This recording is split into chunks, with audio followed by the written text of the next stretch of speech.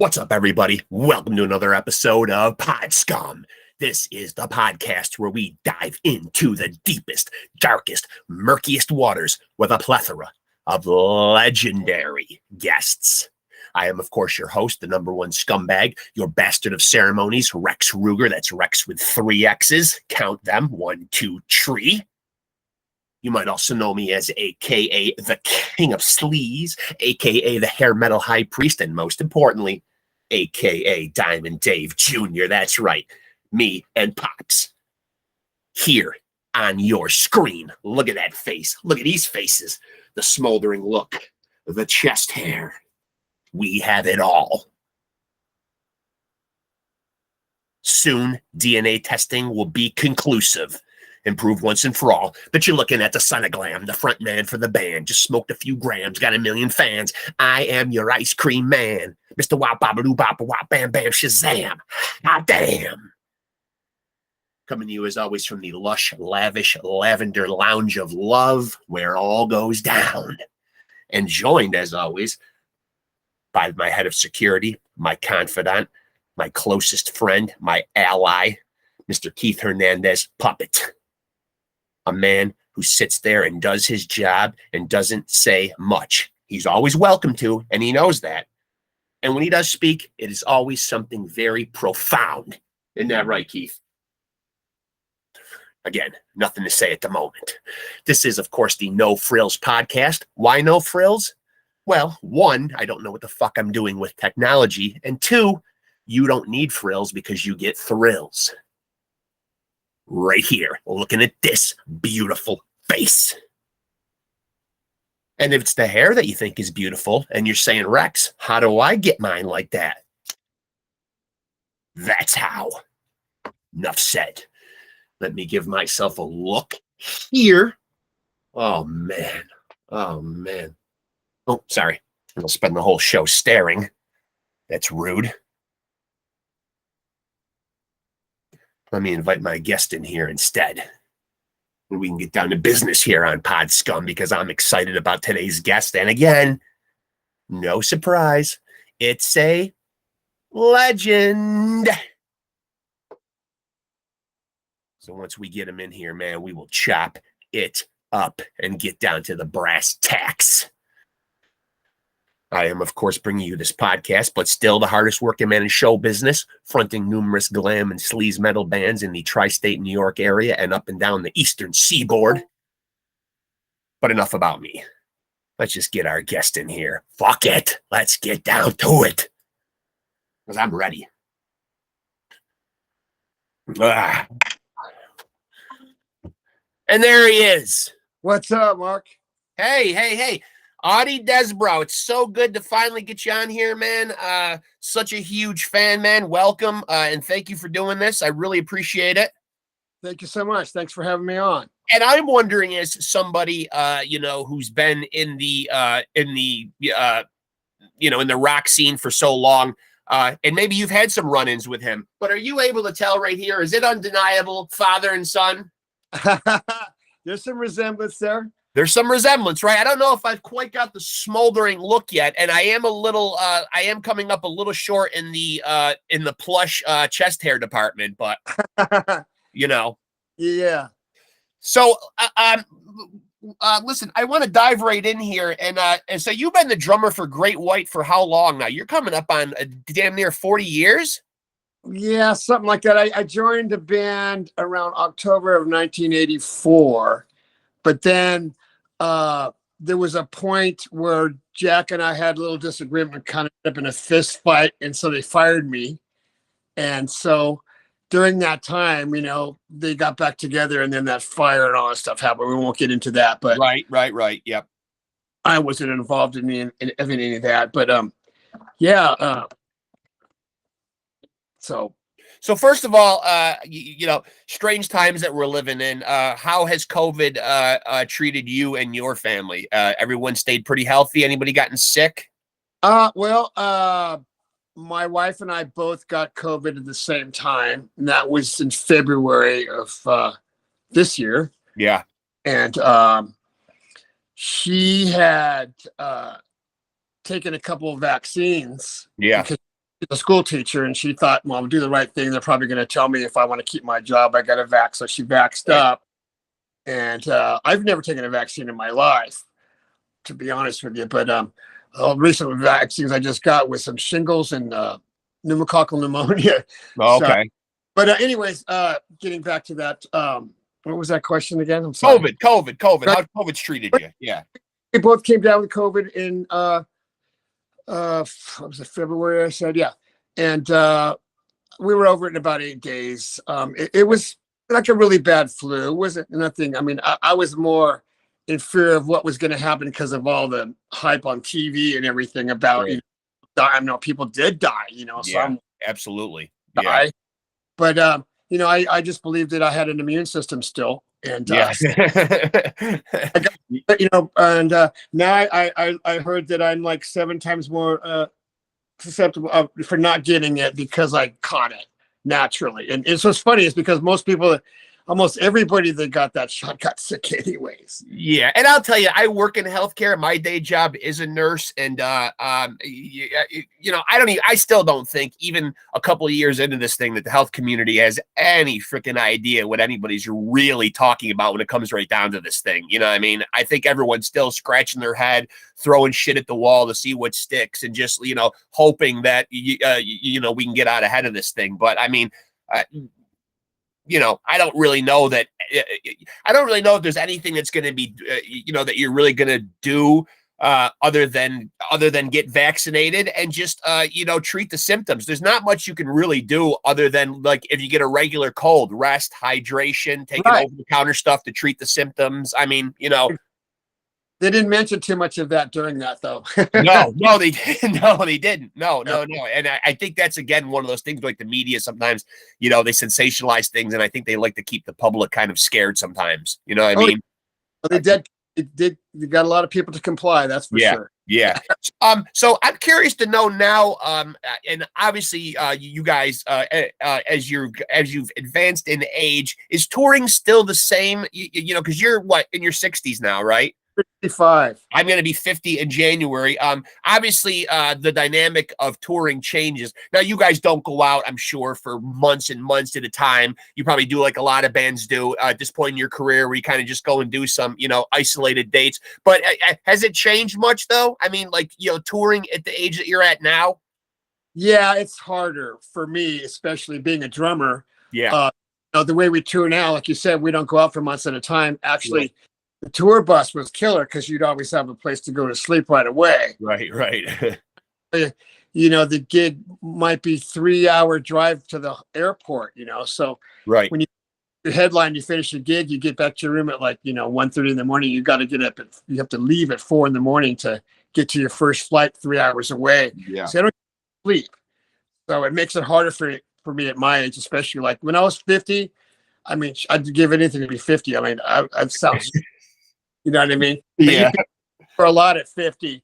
But once you hit like 60 and then 63, like just in the last couple of years, I've felt it like really hard physically. It's like tough on me because I don't get the sleep I need.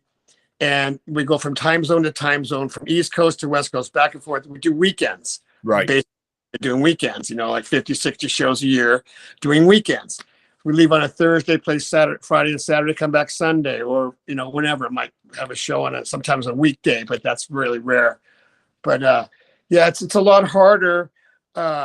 Just for the fact too, your food, your eating schedule is all thrown off as well. Everything. Your big airport food, casino food. Yeah. Food.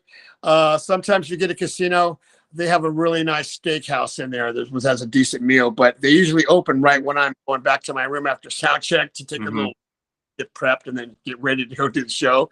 So getting that kind of food, I'll get a piece of pizza or a hamburger or something, chow that down real quick, or grab a couple bananas backstage. Yeah. But I mean, because I value my sleep more than the food, but you need both.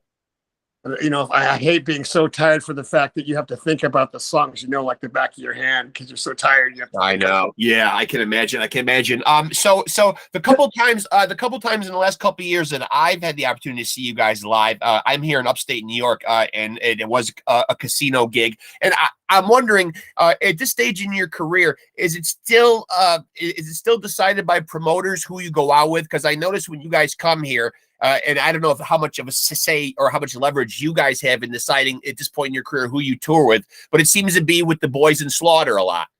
Yeah, well, that reason being, they're on our same booking agency. We have the same agency, along with Vince Neil and Vixen and Kicks and George Lynch and Adler. I mean, a whole bunch of bands. Yeah. And, you know, he usually books us, you know, together in packages, but Sullivan, our booking agent, he says that the Slaughter Great White package is the most successful and most requested by casinos. Mm-hmm. So it seems to work, you know, buddies, we know each other, we share the back line, there's no hassle, there's no, you know, we do a lot of shows at Queensryche, they're on our bill as well, and they're very cool. I mean, everybody's cool, we're like all brothers, we're on the same agency, you know. Yeah, like a fraternity. Yeah. Yeah, we got one guy getting us all our gigs, you know, which is a great thing. So yeah, it's you know, it's great. It's still doing the shows. It's some of the casino venues are pretty huge, and some of them are average size. And then we still do arenas and stuff. We've done shows with Ario and Styx and you know, people like that. And we actually did I can't remember what venue that was. It was an arena that we did with Ario last year. We did with Slaughter and Queensryche just recently. Okay. And I'm curious to wonder though. Well, first of all, if people aren't up to speed, most recent news: Mitch Malloy out, Brett Carlisle. Well, no, Mitch Malloy out, Andrew Freeman in for a short time, and now Brett Carlisle. Right. Yeah, that's a bit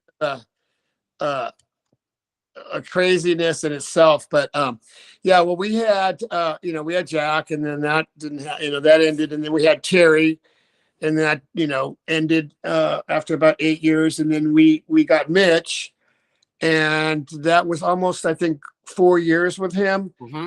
And we just both started having different interests, and we started drifting apart from each other. He had this kind of interest in this thing that he was doing and outside the band. And we had this other, just didn't work. It just clashed. So we, you know, I mean, we just both said, okay, we're going to part ways. Yeah. Yeah. So, no hard feelings. We're still buddies, whatever, you know, there's no animosity towards each other at all. So, and then we're like, you know, we desperately need a singer, right? And we found, you know, Andrew, who's the singer for Last in Line. And I never really knew of him ever until he joined our band. And he was a great fit for us, you know, really bluesy, gritty, you know, heavy kind of sound. And very seasoned, very professional, commanded the audience just right off the bat. Everything was great with him. But, you know, he's very obligated as a part ownership of Last in Line, and he had a lot of dates that were going to conflict with ours. And we had a couple of shows where he couldn't do, and then that's where it ended up getting Brett Carlisle. And, you know, we talked to Andrew and said, look, we know we really want to sing full time. We don't want to share you with another band. Like a lot of people do that nowadays. I sing for this guy or that, this band and that band. And, you know, we've never been that kind of a band. So we want a front man that's going to be with us the whole way. Absolutely. Andrew couldn't commit to that. And we, you know, both agreed to go part ways. No hard feelings. We're still buddies and everything. And everything's great because he's got a lot of shows coming up with Last in Line. And we know up next year, we can't be constantly going, well, what shows do you got this weekend? What shows? Yeah, hassle. Yeah, big hassle.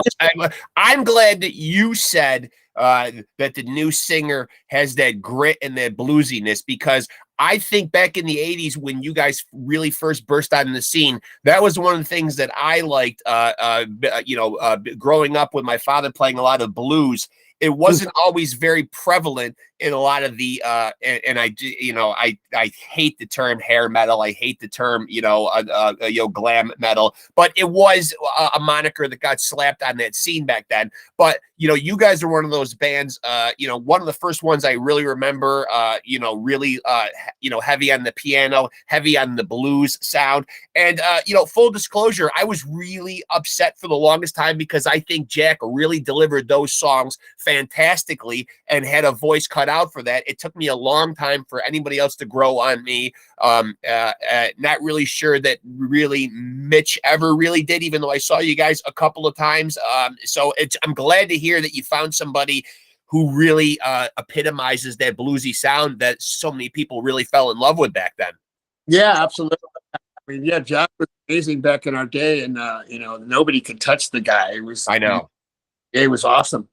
I mean, does it feel weird sometimes to know, though? And you guys aren't the only band going through this. There's, LA Guns is split into two different factions. Is it weird sometimes, though? Like, I know Jack uses the moniker Jack Russell's Great White, but is it kind of weird sometimes, like having, I guess it's branded properly so the fans aren't confused as to which one they're going to see. But I don't know. Does that dichotomy ever seem kind of weird? Yeah, I hate it, actually, to be honest with you. I mean, we should have done what Queensryche did. Jeff Tate could use the name Queensryche for 3 years, and after that, you got to come up with your own. Yeah. Thing. And we even told Jack, why don't you just, Jack Russell, the voice of Great White. Yeah. Hershey does a lot of bad stuff, and he goes, no. He does deserve to have a career, but we agreed in federal court because he tried to sue us for the name. Right. We won, and we allowed him to go out as Jack Russell's Great White. But there was 13 stipulations that were involved in that, but he breaks them constantly, and we can't police him forever and all that. But his name has to be bigger than the name Great White. He can never go out there and use just Great White on the marquee. A club actually tried to do that one time, and they refused to take it down. So we took him to court, and we won. And we use that paperwork now for anybody who tries to pull that. Yeah. Yeah. Well, it's really a shame, though, that things have to come down to that. And I know, obviously outsiders don't know all the particulars and don't really necessarily deserve to, you know what I mean? Like, certain stuff gets disclosed and certain stuff should be kept under wraps. But, short answer here, though, because so much has happened, obviously people love nostalgia. They love when things come full circle again, but seems like too much has happened along the road where we'll never see Jack back in this version of Great White. Just too much hard feelings. Yeah, just not so much. I mean, just physically, he's just incapable of going on the road. He has to be on a stool. He's being pushed around in wheelchairs. He's off the stool. I mean, I just don't understand why he keeps going, because his health is so bad. I mean, I would rather go out and retire with some dignity than to just try to stretch everything out to where you're just barely alive, Yeah. But we wish him all the best or stuff. But yeah, it sucks. I mean, it's just like you said, there's too much. There's a lot of things that the public doesn't know that said and sent to us in emails. It's just so bad and horrible that you just can't. I know. I can imagine. Yeah. I mean, just from little snippets and stuff that you read or whatever, there's certainly been a lot of turmoil there. And obviously the fans, a lot of times I don't think that even like I think a lot of times it's fans just don't want to believe that it can't be reconciled. You know what I mean? Like that, but there is stuff obviously though. And I think if people look inward and look at their own lives and their relationships with people, there are sometimes there's just stuff that you just can't get past, Right. I mean, it's just like, for an example, like you have, say some couple's been married for 20 years and it's just horrible, disgusting, just horrible marriage. Can't stand each other, and people are going, come on, dude, you got to get back together. Yeah. Come on. Right. Do it. Just, settle your differences and just get back into it. Yeah. Work that way. It's not as easy as much as people want it to be done. It's just not that easy. And a lot of people don't understand. It's, come on, you guys, just settle your differences. Just put all that behind you. It's like, I've forgiven Jack. We've forgiven each other, but it just is not going to work that way anymore. That's all. Right. I have grudges against Jack. I mean, when he was, falling off stages and stuff because he was all high and stuff, it's like, I know he wasn't doing that on purpose. He wasn't like going, how can I screw this band over today? Right. couldn't help himself, and that's just the thing with addiction. It's horrible, and I just hope that he stays healthy from now on. It's a shame. Yeah, Yeah. it is. It is. Now, obviously, you guys, for me being, more of a hardcore fan and not so much of a casual fan, I know a lot of the deeper cuts, but obviously a lot of people would know you by, Once Bitten, Twice Shy is obviously a huge one. But if you had to point to somebody or introduce someone to Great White for the first time, and had to pick a song that you think really encompasses your band, what do you think is the signature tune of the band? Is it Once Bitten, Twice Shy? I would say Rock Me. Yeah. And House of Broken Love. Okay. Those two songs. I mean, there's a lot of, deeper cuts like nobody knows about that I like, like I love that song Psycho City. Mm-hmm. Just obscure stuff like that, that you don't normally people play on the radio or whatever. But yeah, I would say both of those songs to me would be like Rock Me and House of Broken Love would be a good representation of the band, just in my opinion. Full disclosure for me, I am a huge fan of that bass, and when those drums come in on Mr. Bone. Love that song. Oh yeah. Yeah. I mentioned that too. I can mention a whole bunch, but yeah, very funky, very I think a great representation of you guys really in the pocket doing what you guys do best. You know what I mean? Because I don't think a lot of bands, and I said this, just a couple minutes ago, I don't think a lot of bands, really integrated the bluesy element to their music as well as you guys did. And where does that come from now? Are you guys all blues fans? I mean, well, a lot of that influence came from our manager, Alan Niven, because, the first album was way heavier. Yes, it was. And when Alan Niven took over the band, I had just gotten in after that album was done, and we're on Shot in the Dark and stuff. And, when I had a talk with him when I first got in the band, he goes, I have this vision for the band to be more like a cross between Journey and The Who, if that makes any sense. But, he goes, there's too many Judas Priest kind of bands, and, and that's where the band was into. Of course, they toured with Priest, so they wanted to have that heavy sound. And I kind of seen it as a different ways. I mean, I've always loved the blues myself, and everybody in the band has as well. At that point, we didn't really see ourselves as a really blues-influenced band. But Alan kind of persuaded us, and it just seemed to evolve better and fit in that way. And if that said, not a lot of people were incorporating that blues feel and sound to where everybody else was more like the Priest, everything. Yep. They were, really super high screams, Yep. 30 years ago, now the singers can't do anymore. Yeah, they can't. I know. I mean, God bless. And as we mentioned before, you guys go on tour with Slaughter a lot. Mark can still bring it pretty good, though. Yeah. A great band, man, and they got a great drummer, Will Hunt from Evanescence. Yeah, and I think he really brings that band together, and his style of playing. It's just like it just fits so well. Well, 2 times ago when I saw you guys, they still had Zoltan, and he's almost a show unto himself back there. I didn't understand why he doesn't not play with them anymore. I don't know the whole story, but I mean, yeah, he's a great drummer, great showman. I always love to watch him, and he's a funny as hell guy, very down to earth, really. And of course, obviously, there's a conflict. I know he does a lot of stuff with, I believe it's either Blue Man Group or Trans-Siberian, but I'm sure a lot of the hardcore fans always love to see Blas in there too. Oh, absolutely, yeah. He did a couple of fill-ins at a time. We played a couple of shows during the last 5-6 years, and yeah, he's a great guy, great drummer. I mean, and he's the guy that laid those tracks on those records. So yeah, who playing than that guy who did them, So I'm curious to get your take on, because obviously the record business, music business, whatever you want to call it, has changed so drastically, since back when you guys started. You think ultimately technology has been a hindrance to the music business? Yeah, well, I think it opens the door for less talented people to be in bands, or not even talented at all. It's just kind of like with the auto tune and all that, and all this, tracks and extra stuff that people add, and they get so full of that. Yeah, the real true essence of the real talent of the band, if any at all, it seems like you don't know nowadays. Everything you can make it sound so great, and everything's so flawless. But that's what I love about the 70s music on the records. A lot of that stuff was recorded live, and it just got that magic feel to the song. Right.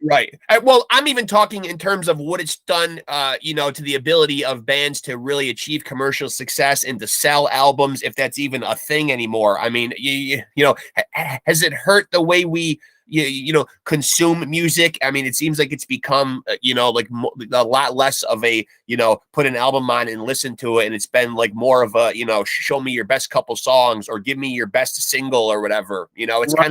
It's kind of watered down the music business a little bit. Oh, totally. I believe so too. Especially like the fact that albums went away for a long time. And when I bought an album, I'd open it up, read it, look at all the pictures, and listen to it. The sound was real live and not digitized. It's more harsh. Yeah. So there's some advantages and disadvantages. But like I said, I'm old school. I love to sit down with a nice album. On a turntable. But as far as like you said, the technology today, there's a lot more things you can do a lot easier. Not have to have that much talent, I guess, if you want to that way. It's just like for an example, like movies before they had computerized digital stuff on screen, you had to try to make that look as real as you can with and sometimes it came off kind of campy and cheesy, but like the Jaws, when the Jaws comes up out of the water for that second. Now I've seen some stuff on your Facebook though. You're a big cat guy. Yeah, I have 2 cats. I've got 3 myself. And what is it about? I mean, do you have other pets? Are dogs or just the cats? I love dogs, but my wife and I aren't home enough for them to be here. They'd be alone a lot, and the cats are easier. Cats are easier. Unless if you come in or go. Our cats are the most strangest cats ever, though. They're rescues, and they totally have personalities that I've never seen in a cat before. But they're great. We love them. They're like our kids, Well, cats are kind of one of those animals that are very like, autonomous, and a lot of stuff is, on their terms. Oh yeah, absolutely. You know what I mean? But that's kind of what I love about them, though. Yeah, I don't have time. I hear you calling me, but I'm just gonna keep walking to the other room. Yeah. I'll get to you when I get to you. So if you didn't end up in music, was music always the aspiration, or were there ever ideas about doing anything else? Gosh, I'm trying to think. I mean, when I was really young, I mean, when I was 2 and 3 years old, my dad got me a little toy drum kit, from like a toy type store. And then when I was 12, I saw a drummer playing at this place outdoors where people eat and stuff. And I saw this metal flake blue drum kit and this guy playing it. And as soon as I seen that, I just lit up and I knew that's what I wanted to do. Yeah. Since, when I was a young age, but I don't really remember like, oh, I want to be a fireman or I want to be a car, or a doctor. I've never really had those aspirations. I don't ever remember myself saying that to my parents, Right. Music, my mom played drums in a high school band, a little jazz quartet when she was in school. And, that was like unheard of a lot of female drummers. Yeah. I mean, even now, for as far as we've come though, man, you don't see a lot of females gravitating towards the drums. No. But there are some out there. I've seen a lot of YouTube videos of some great drummers out there, man. It's just wow. And that's pretty forward thinking of your parents, because most parents, man, are dreading the fact that the kid wants to play an instrument like the drums, because they know they're going to have a loud household for a while.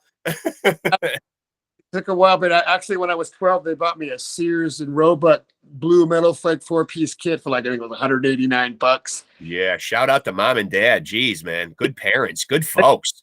I get to play my drums in the bedroom to records and stuff, and then they allowed me to have my friends come over in the garage, and then sometimes my mom would tote my drums to my friend's house for me. Yeah. And they're real supportive of me for a very long time until I started getting older, and then my parents go, well, it's really hard to make it in this kind of after they told me that was the shot in the ass that I needed to go, I'm going to show you. Yeah.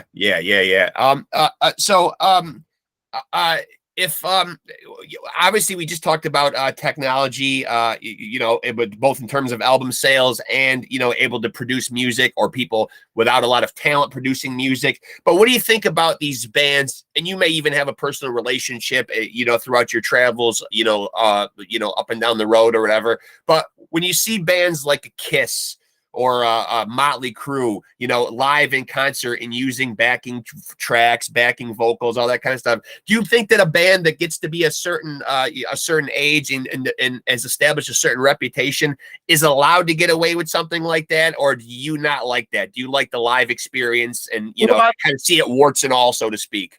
Yeah, well, I mean, I prefer to see a live, performance. Otherwise, I could just stay home and listen to the CD. Right. TV. I mean, it'd be no difference. But yeah, I mean, I prefer that. But if somebody I don't know, I've never been asked that question. That's a good question. Like somebody like the Stones. I mean, if you go see the Stones, you want to hear it sounding like those records, and if they can produce that, if they have to add a little, I don't know, that seems kind of cheating though. I can't believe I'm saying this, but if I go see an iconic band that I just haven't seen forever, I'd want it to sound, like they sound. I mean, because a lot of bands now, the singer can't sing in that range anymore, and they squeal here and there. Like Paul McCartney, Elton John, they're great, but they people accept it. It's like who they are. They've been around for so long. You can't take away those songs and that talent. Right. So everybody's human, so your voice is going to go out. But God, I don't know. That's a tough one. I mean, like a couple of keyboard backing tracks to fill a song is cool. Right. As far as like actual drum fills and solos, I don't know. I mean, if you can't physically do it, then don't play that song. I don't know. I don't know. Do you agree with Mick Mars' decision here, where he recently decided to retire? Do you think that's a good move for him at this stage of his career? He's obviously another guy battling a lot of health problems, a lot of physical afflictions. They just announced that John 5 will be now playing guitar in Motley Crue, and Mick's going to hang it up. Yeah, well, I mean, I think the reason Mick's retiring or whatever, I know he's not totally retiring because I heard he wants to do some solo stuff in the studio. Right. But with his condition, the health problem, I heard it's really hard. You can't even move your neck or your body. I mean, being on the road is physical enough for a healthy guy. Yeah. For kind of problems, even with the money you got to have everything you want, your fingertips, doctors and therapists and all that stuff, nutritionists, it's still going to be hard, And I mean, he's been in there for a long time. I mean, I would, if I had those kind of ailments, I would retire at a certain point because I don't want to die on the road. Right. Left of my life. Yeah, absolutely. And I'd miss it. But if he's still going to be able to hold and play guitar and create music, that's cool. If he wants to do some small time stuff, that's cool too. And as far as them having John 5, he's a monster on guitar. Amazing. Yeah, amazing. I mean, he'll fit right in. I think people will be pleasantly surprised. And I think he'll breathe life into them too, because obviously, I mean, he's considerably younger than those guys too. So that might be the shot in the ass that they need to kind of rejuvenate their career, and they'll have a bona fide, real virtuoso. Not taking anything away from Mick's guitar playing, because he's obviously fantastic and been fantastic for Motley Crue. But the physical ailments probably do impinge on him being able to do a lot of the stuff that he could do back when he was in his 20s. I mean, I'm sure having a degenerative neck and back problems has got to be hell. And you've got a cumbersome guitar around you. Yeah, it's going to weigh on you, on your back and your shoulders, and having that illness. It's got to be. I heard that he can't even drive anymore because he can't. Awful. Traffic. I mean, that's horrible.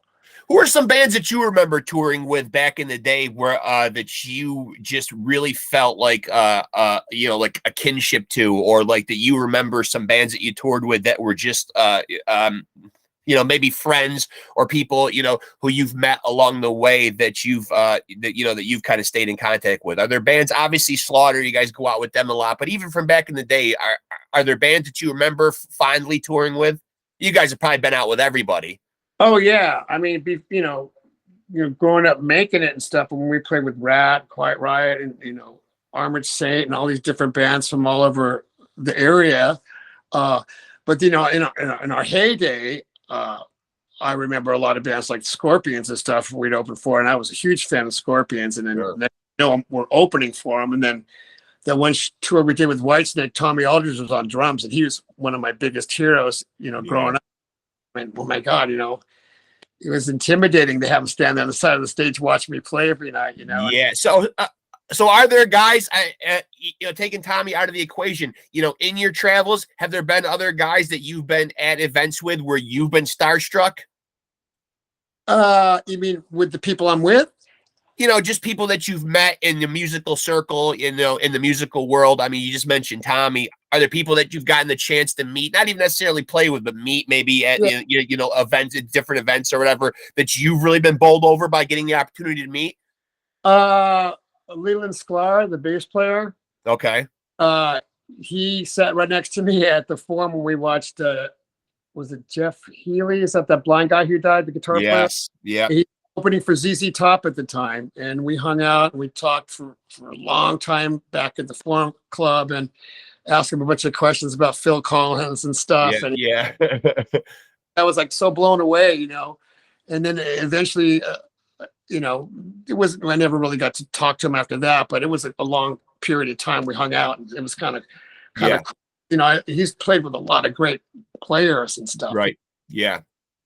But, I'd have to think, I mean, years ago, before I got in Great White, and Tommy Aldridge and Rudy Sarzo had left Ozzy to start something else. And I was dating Rudy Sarzo's wife's best friend, so I got to go to his party. Mm-hmm. Told me Tommy Aldridge was going to be there, and I was just like, oh my God. And then he goes, yeah, and Ansley Dunbar's going to be here as well. Yeah. And yeah. With my drink in my hand, trying to be all cool in the kitchen. Yeah. Ansley Dunbar, right? I haven't done record one in my life yet. Haven't been, I just gotten Great White and stuff. But I was just sitting there trying to be all cool. So, what kind of drum heads do you use, Tommy? And how do you tune? Like, I'm sitting there and it's like, I'm jumping up and down. Oh my God, it's Ansley Dunbar and Tommy Aldridge. Oh my God. I was just freaking out, but just trying to be all cool with my drink stuff. Yeah. And as a guy, man, you never want a fanboy, but sometimes it's hard. Yeah, it is. Sometimes. Yeah. So for you as a player, I hate to ask the loaded influence question, but who are some guys who you just really admire as drummers? Yeah, I mean, like if you had to pick like your Mount Rushmore of drummers, who are some guys that are just, up there for you, iconic? I mean, you mentioned Tommy and Ainsley. Are they on the Mount Rushmore? Oh, absolutely. Yeah. I would say so. Carmen Apsey and Vinny. Yeah. Bobby Caldwell from Okay. Captain Beyond, huge fan. Big fan of Ringo Starr from the Beatles, because I grew up listening to, playing, to the records on the turntable, my drum kit in my bedroom. Yeah. A lot of respect for that guy, and a lot of people don't rate him as a great drummer, they don't, and that always boggles my mind, because it's like he's in, arguably, depending on who you ask, like the greatest rock and roll band of all time, but it seems like he's the guy that gets the least amount of respect out of the four of them. Yeah, it blows my mind. And his meter was so right on. His creativity was amazing. And, a lot of people don't realize that a lot of the drum stuff that people do today came from his influence, Right. And then, of course, I love John Bonham. I mean, who doesn't love John Bonham? Yeah. I started buying the records when I was in 7th grade, and, the first couple albums. And, it was just amazing stuff. Well, I'm a lot like you, like when you say like how you used to open up like, cassettes or albums or whatever, and you geeked out over the album art, and you read the liner notes, and you memorized the lyrics, and you even read, I remember even reading like who the guys in the band would thank. And sometimes they would thank bands that they'd been out on tour with. And sometimes that's how I found out about other bands. It was kind of like it was kind of like a big like recycling process. Hey, we'll name off all these great bands that inspire us or that we've been out with. And sometimes that was a way, to connect kids to, to those bands. Well, geez, I'm reading in this Metallica album that James Hetfield is thanking these guys. So I'm going to go check out these guys then. You know what I mean? Like, right. Yeah. It was cool stuff, cool information that you wouldn't get nowadays. And you do miss it. I mean, we're seeing a spike in a resurgence in vinyl, but right. If that just winds up being a fad, and I've said this before on here, we could see the death of the physical product entirely. That's true. That's horrible. I remember buying an album for $7.99, and I then bought a turntable a couple years ago and rebuying these albums. Dark Side of the Moon's $50. Yeah, I know. Crazy. Yeah, I know. And vinyl's expensive. It is. Yeah. Yeah, it's nuts. But the sound of it's just so much warmer and more real to me than the digital. If are you somebody that has other endeavors or projects on the side, or are you just complete? Is all your focus Great White? I know a lot of guys in bands, will be juggling like multiple projects, or is it just Great White for you? Right now it is. I mean, I'm open to projects and stuff. I would love to do a project that's completely opposite of Great White, like a Disturbed kind of sound. Yeah, really? Okay. I love Engren's drumming. He's an amazing drummer. I love that band. I just love that sound of music. It's totally different than Great White, and it just seems so fresh, and challenging, because some of that stuff I go, how the hell are they doing that?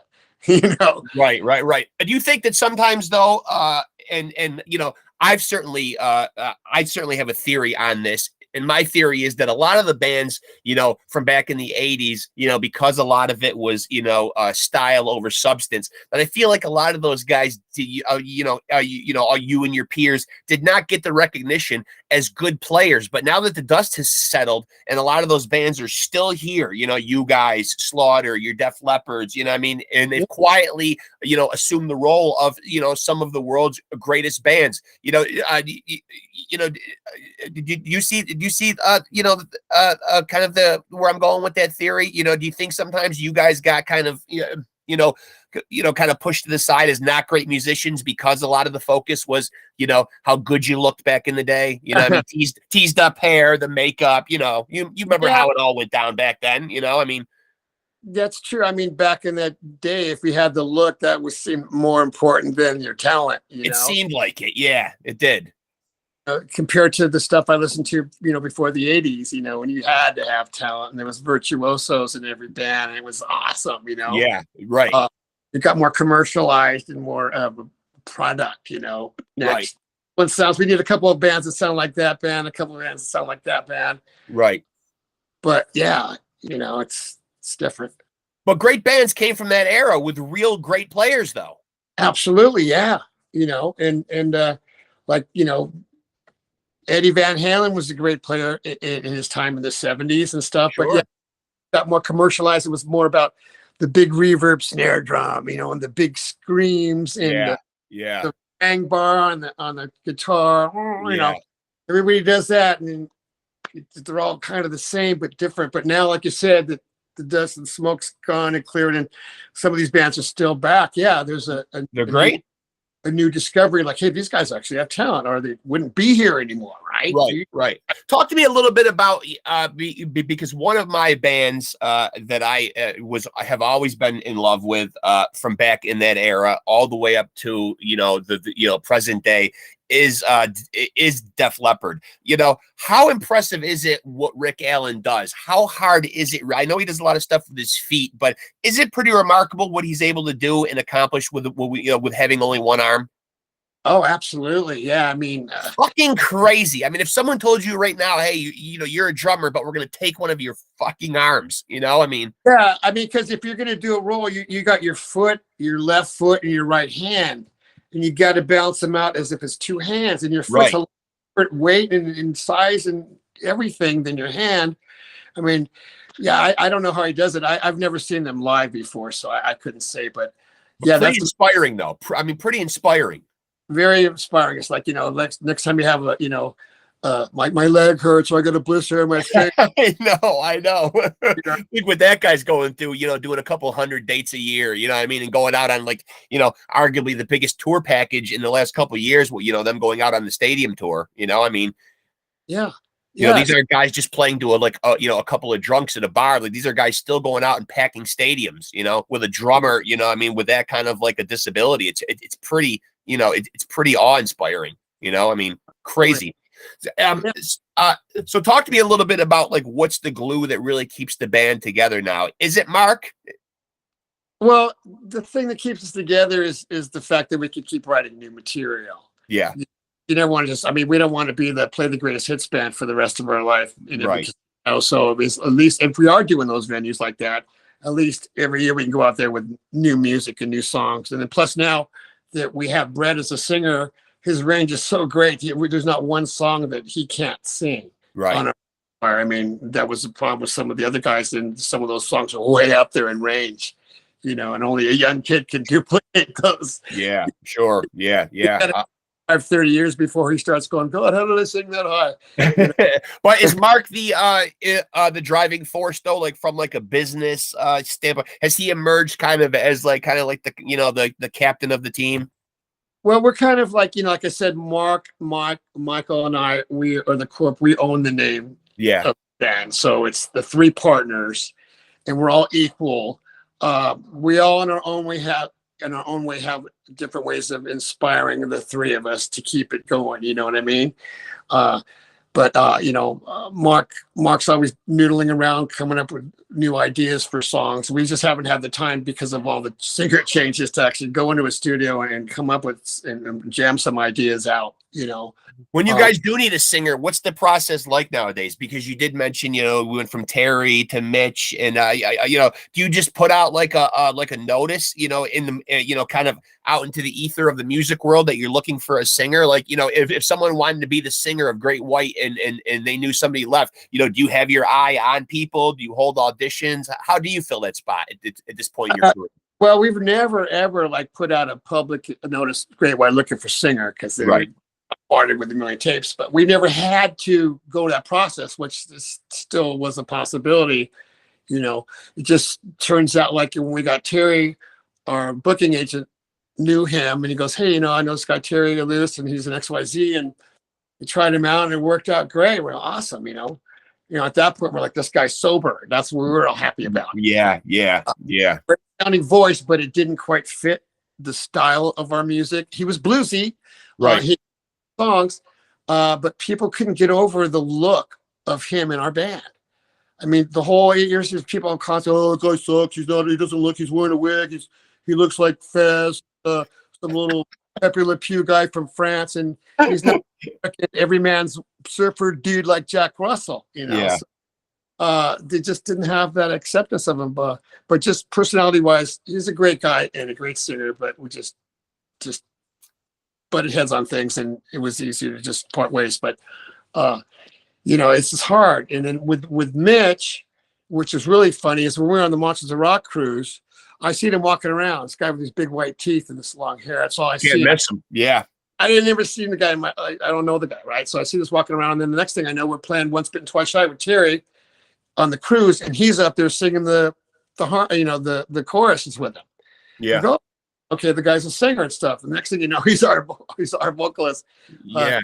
Michael kind of got a hold of him and then had him record some of our songs in the studio, and they sounded great. And everything was great at the beginning, and then things just started going separate ways. He would distance himself from us, and he had other projects going on the side, and that happened. And then he's one of those guys too, where like legend has it, where he was, and I don't know how true this is, but I have read it, and I don't know if you can quantify it or not, but there was ideas of him possibly singing in Van Halen.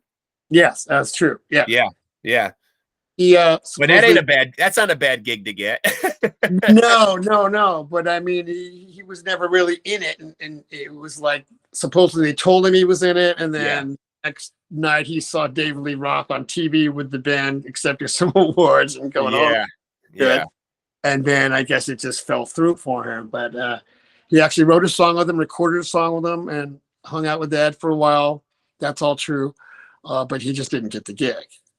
Is the state of rock and roll, because obviously there's a big influx. There's no shortage of bands right now. It just seems like everyone's kind of trying to get streams, get downloads, get purchases. A lot of bands just seeming to, grab for the same nickel, so to speak. So, the world isn't short on bands, but is rock and roll in good hands? Are there any bands out there, like young bands, because I tend to be one of those kind of people where if I've got some time during the day to listen to music, I'm Mhm. I'm an old codger. I'm like set in my ways. I go to my staples and I find it hard, and I try to be better with my Apple Music of trying to discover, you know what I mean, like new bands and kind of carry the flag for new bands. But it can be hard sometimes. But are there bands out there that are new that excite you at all, that you're kind of keeping an eye on or been impressed by?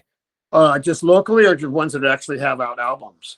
Yeah, well, either or. Any Well, bands that you want to kind of throw out there that people could sink their teeth into? well, I don't know if they sink the teeth into the stuff I like, because it's completely opposite of Great White. I mean, Yeah. that new band. Well, I don't know how new they are. They're from the Ukraine, Ginger. Okay. Oh yeah, with a J. Yep. Yeah, Yep. and the chick has this really beautiful voice, but then she could, Yes. Yeah. that kind of thing. Really, just really incredible, and the musicianship on that band is amazing. That drummer Yeah. blows my mind, the stuff that he comes up with. The guitar player, everybody's like a little virtuoso in their own right. I just don't know how big they'll get, because the stuff it's really hard. But then when she sings really pretty over it, it's really cool. But then she turns around and sounds like this dude singing this hardcore, Yeah, and extreme metal can be kind of, if there's any extreme element to it, it can be kind of polarizing to fans. Obviously, you're either into it or you're not. I mean, there's a couple of bands, Rival Sons, I like. Great. Yeah. And I don't know her too much, but I've heard a buzz of them. They're called Dirty Honey, I think. Love them. Just saw them in concert a couple of months ago. Got the shirt. Awesome guys. Fucking awesome fucking band, man.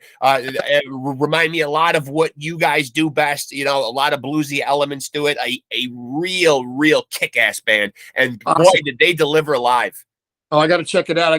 Holy fuck. Amazing guys, man. I'm telling you, man, I don't know where these guys came out of. I mean, I know they're from California, but Mark LaBelle there, the guy who sings for them, I mean, if you close your eyes and you didn't know any better, you think you're listening to like vintage Axl Rose or vintage AC/DC. Amazing. Wow, that's awesome. Amazing. Yeah, I can't stress how happy I am that they burst onto the scene, because like that's one of those things where it makes you feel like, wow, rock is in good hands, Awesome. Yeah, exactly. Someone's going to take the torch and keep carrying it, running with the ball, so to speak, and that is refreshing to see, because, Sure. It's nice to see, rock and roll represented, because I feel like for a while there was getting lost in grunge and in hip hop and in country music, and nothing against those genres. I mean, No, not at all. No. I mean, another band, Greta Van Fleet, I like. Great. People are like, oh, the Zeppelinish, but who cares? There's no more Zeppelin. Why not? Yeah. And they're talented. We did a show with them. It was at the Wisconsin State Fair. We actually opened for them, obviously. Yeah. They were amazing little kids. You know what I mean? Yeah. And they were real nice. They had brand new bus, brand new equipment, brand new clothes, brand new everything. Yeah. Yeah.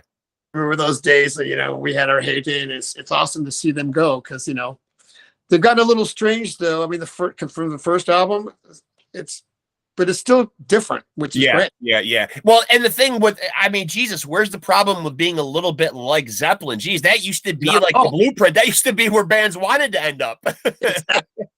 But there's always haters, nowadays there's haters, which is a shame.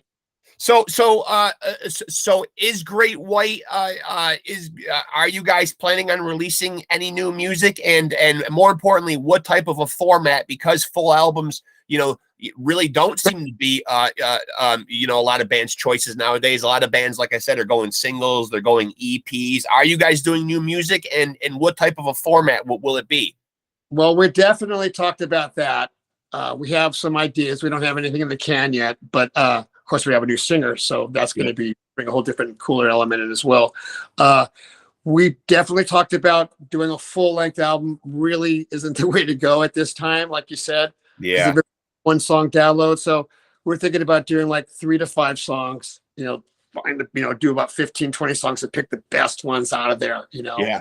Because people are just going to download that one song, like you said. Yeah.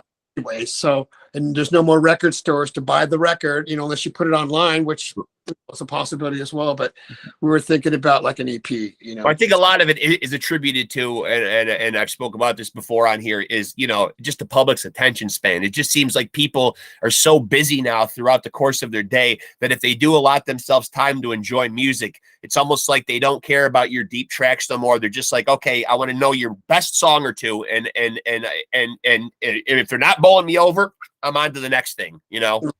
That's what's great about Europe. They're not like that. They're not. I know. They love all kinds of music, all kinds of genres. And we went on a European Monsters of Rock cruise, and they had all that bagpipes and hand drum kind of bands. And Europe gets it. They do. They like all the kinds of the music. It's not just one kind only, you know, and only song. They like the deep tracks, the deep cuts and stuff. And they also seem like they, well, you know, obviously it's no secret that they have all the best, hard rock and heavy metal festivals over there. And they always seem to be, for the most part, relatively trouble and or hassle free too. You know what I mean? They really seem like they're really there for the genuine love of the music, you know? Sure. It's not a lot of the same bullshit and fights and problems and shit that you get over here in the States. Yeah, exactly. You know? That stuff. Nobody's beating each other up. Everybody's getting along and having a good time. They really are. What do you attribute that to, though? I mean, just being over in Europe, like, what is it? Like, when you see the kids and stuff over there, I mean, like, what's the difference? Upbringing, culture? I have no idea, but what's really cool is the last time we were in Europe, there's all these young teenage kids. Yeah. Like Lita Ford, the girls had spandex on, big hair, and the guys had jackets and big shoes and all this stuff. And they all had our albums. That's awesome. Yeah, and like they just discovered a new band, which is us. It's been around forever in this particular situation. It was really cool. Yeah, that's pretty crazy. Yeah, but I have no idea what attributes the behavior or the culture and why they're so just mellow at rock concerts. I don't know. I mean, that's a place to just have fun, not to beat each other up. No doubt about that. Yeah. Yeah. So what do you see?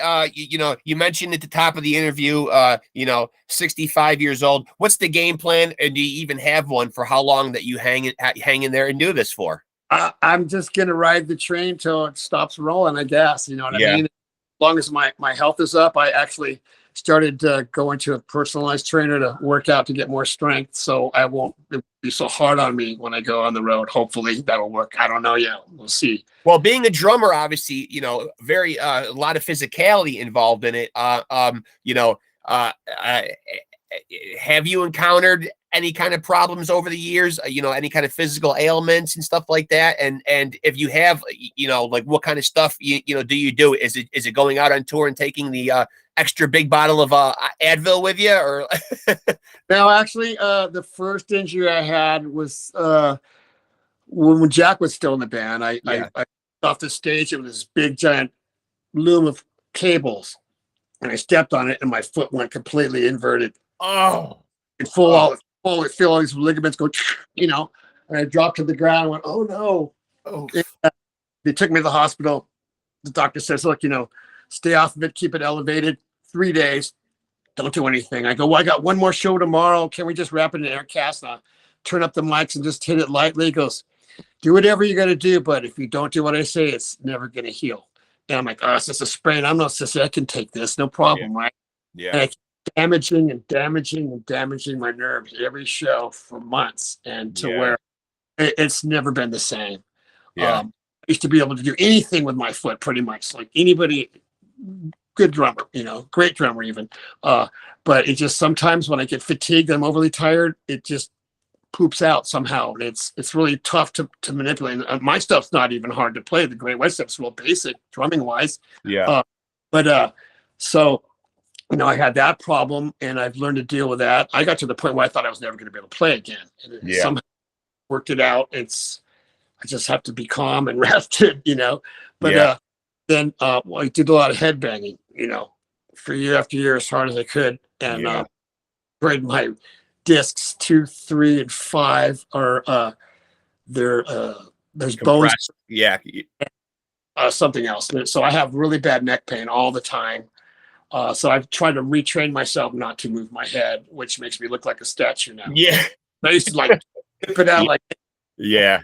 all crazy, and that was how I felt the stuff, and it was fun. But it's harder to do that now, and it It's hurts. collateral damage. It's collateral damage that builds up over the years. You Yeah, know. I have, my hearing loss. Years ago, I was prescribed a hearing aid for my left ear, and I never did it. He goes, "You don't have to do that by law. I have to give you this." Yeah. I keep doing this while I go deaf. He goes, "Absolutely," and that was Yeah. like years ago. I can still hear, Yeah. but not as easy. But and then I had a problem with bursitis on my shoulder, where I'd have cortisone shots. I couldn't move it. I actually had Bobby Blotzer from Rat fill in for me for 3 shows because I couldn't even. Okay. It felt like it was completely disconnected out of its socket. Yeah.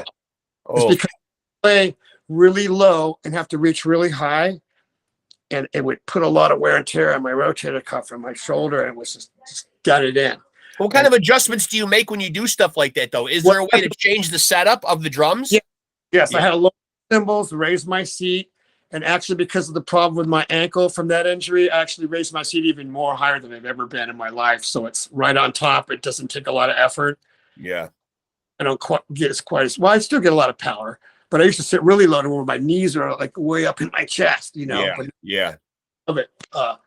And then I had problems with my elbows, never my wrist, no carpal tunnel or anything like that. But I had problems with I forgot what you call that, some kind of arthritis in my arms. But I've been doing pretty good with that. Who the hell said this rock and roll shit was glamorous and easy, right? Yeah, like a boxer, you get all beat up, or like a sports guy, a football player, you got bad. Well, listen, man, we appreciate it, man, as the fans, because, you've given us a lot of just awesome music over the years, and, a true rock and roll warrior. I mean, in every sense of the word, you know what I mean? And this has been a blast talking to you. Hopefully we can keep in touch, and, when you guys are doing some stuff, we'll get together and we'll do this again sometime. Absolutely. Would love to have you come out those too. Yeah, I will. I know you guys will be coming through. You guys always come through with Slaughter every year or two at the Turning Stone Casino. Yeah, yep, that's one of our stops, and that's the one right down the road from me. So that's that's usually the one. I actually when I first started to have this idea to do the podcast, a really funny story. A couple of years ago, I had an idea to do this, but really didn't have all the elements in the technology, and really didn't know what I was doing. I kind of went into it half-assed. But Mark Slaughter was one of the first people to actually let me come backstage and grant me an interview, and I didn't know what the hell I was doing at all. I still have it on my phone, but I've never done anything with it because he's just such a gracious, awesome guy, though. I mean, he really was. Didn't know me from Adam, and was just like, he just texted me and said, go stop at the merch table, and he'll bring you backstage. Yeah, he's great, and he also does a lot of impersonations. He does. He does a hell of a Gene. He does a hell of a CC. Yes, he does. And Donald Duck too. He does really well. He does a Donald Duck too. Yeah, it's hilarious. But he's a great guy. Wayne Newton, he does is hilarious. Yeah. Well, I mean, he must give you guys like just all kinds of entertainment. Jesus, he must be a great guy to be on tour with. All the guys are great. Just a real salt of the earth guy. I mean. Yeah. Absolutely. Yeah. Yeah. I appreciate the time. I really do, Audie. It's been just a blast talking to you, man. And I appreciate you being so generous with your time, man. Thank you so much, man. Thank you so much. It's been a pleasure. And I hope to keep in touch. I will absolutely do that. I have been making the point to do that with all my guests, because I really feel like that the real thing is not just getting people on here the first time. I'm waiting for the page to take off a little bit and people to go back, and rediscover the interviews. It's very hard when you start, because, as you probably know, everybody and their brother nowadays is podcasting. You know what I mean? So it's extremely tough to draw people to your page. And it's kind of a tough dichotomy, because you don't really want to tease the page and draw a lot of people to it until you've got a good amount of content up there. So it's kind of like like what came first, the chicken or the egg, you know what I mean? You want people to go there, but you want there to be stuff there. So a lot of it is just, when I started doing this, I just, I got a lot of them already done in the can before I started to release them. You know what I mean? So that way I was just sitting on a bunch of interviews or whatever. Some of them have done better than others or whatever. I'll certainly send you the link, and you can feel free to share. You feel free to share this one, but I'll let you know when I put it up. But I just love having just good conversations with people on here, though. It's been fun. It's been a blast. Yeah. Yeah, I appreciate it, Audie. Thank you so much, and best of luck. Have a good holiday, and I'll see you out there, man. Sounds great, buddy. All right. Take it easy, Audie. Thank you so much, brother. Thank you, bro. Take All care, right, man. later. Later. Later. Another bona fide legend, that is AUDIE DESBROW from Great White. Yup, that Great White. Once bitten, twice shy, Rock Me, Save All Your Love, Mr. Bone. They've done it all. Those guys are true OGs of the 80s rock scene, and they're still out there fucking doing it right now in 2022. Still going out on the road. You heard AUDIE, real rock and roll warrior. Injuries, problems, still out there kicking ass. That's the way to do it. Representing for the 65 and over crowd right there. Who says a man is done working when he hits a certain age? Don't tell AUDIE that. That's AUDIE DESBROW right there, man. From the legendary, I will say it again just to stress my point, legendary Great White. I shouldn't even have to say anything more. If you don't know who they are, go back and check them out. And you should also feel just a tiny bit of shame for not knowing. Hope you guys enjoyed that episode of Pod Scum. And let me remind you, until we meet again, to take it easy and keep it sleazy.